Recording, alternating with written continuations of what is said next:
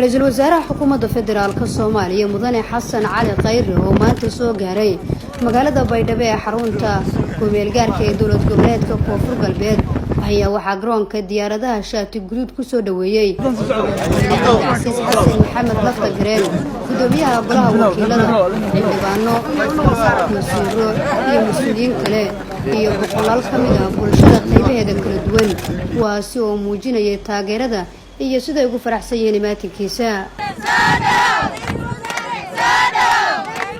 ujeedka safarka ra'iisul wasaare Khayro oo ku yimid magaalada Baydhabo ayaa ah mid ugu furgalayo baahida ka jirta deegaanada Koonfur Galbeed sida amniga adeegyada bulshada si loogu daro qorshaha lagu horumarinayo hay'adaha dawlad goboleedka Koonfur Galbeed Soomaaliya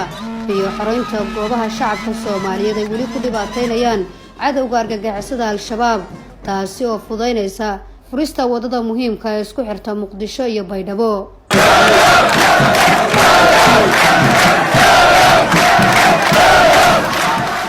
رئيسل وزراء حكومة فدرال كالصومالية وكمانان دادوينة oo isugu soo baxay soo dhaweyntiisa kula hadlay garoonka kubadda cagta ee Dr. Ayub ayaa bulshada reer Koonfur Galbeed uga mahad celiyay soo dhaweynta ballaaran ay u sameeyeen waxaana dhalinyarada u sheegay inuu u dhisayo garoonka kubadda cagta ee Dr. Ayub reer Baydhabo Janaay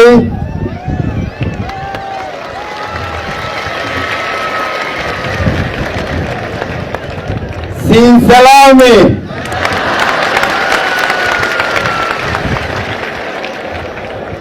Nabada Hergera Barida ya inki mahadsantiin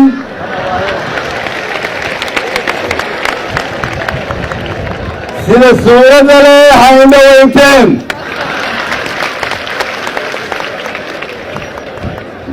reer Baydhabo Janaay Sim Hilawi Isin Hilawtana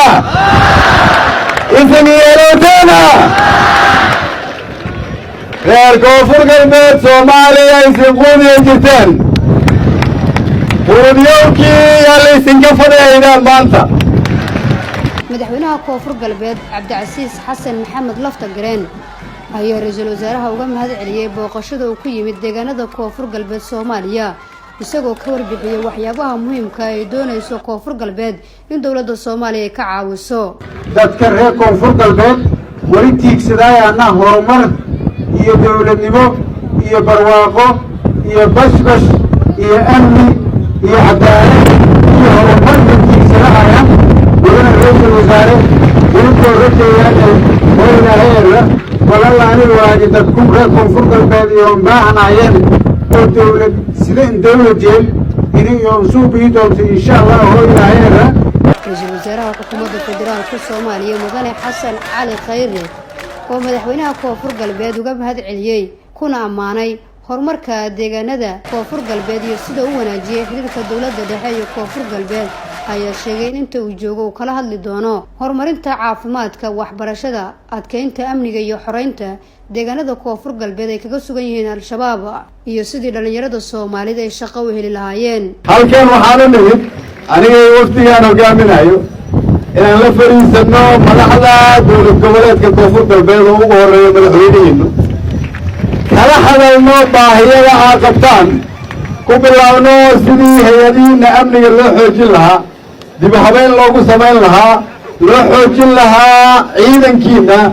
aan ka shaqeyn lahayn sida ugu dhaqsaha badan sida aan u fur lahayn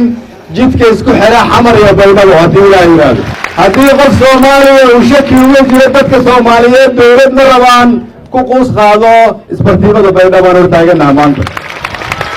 haddii qof Soomaaliyeed uu shaki uga jiro Soomaaliya hore u socotay kaana soo fiirso dadka halkan taagan maanta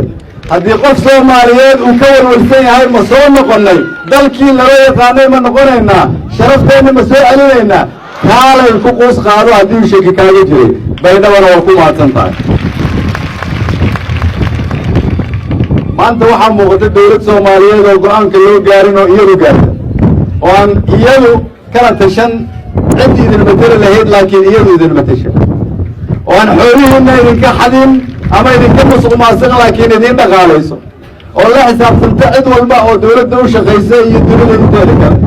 ودقاليه إني دمهبين إذن كوسا ميسي وأدو إن دينتا إذن كعفيو وعيدن كيني دمهبين إذن كوسا ميسي وأدو إن دمان ديغانا عدو ويستلق حريو safarkan ra-iisul wasaaraha xukuumadda federaalka Soomaaliya uu ku yimid magaalada Baydhabo ayaa qayb ka ah qorshaha adeegyada dawladda lagu gaarsiinayo gobolada dalka iyo xoojinta xiriirka lagu horumarinayo dalka ee ka dhaxeeya dawladda federaalka iyo dawlad goboleedyada ka jira dalka. Nasr Bashiir Cali, warbaahinta qaranka, magaalada Baydhabo.